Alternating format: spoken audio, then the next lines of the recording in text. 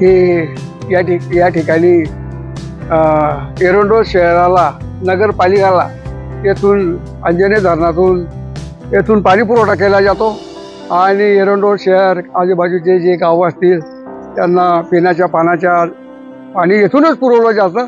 हे एक पाणी पुरवठा इथे एक मशीन वगैरे सर्व माल बसवून येथून पाणी पुरवठा केला जातो आणि खास करून हे एरंडोलसाठी फार मोठी समस्या ते ह्या पाण्याने मिटलेली आहे आणि अशा प्रकारे येथून पाणी पुरवठा केला जातो.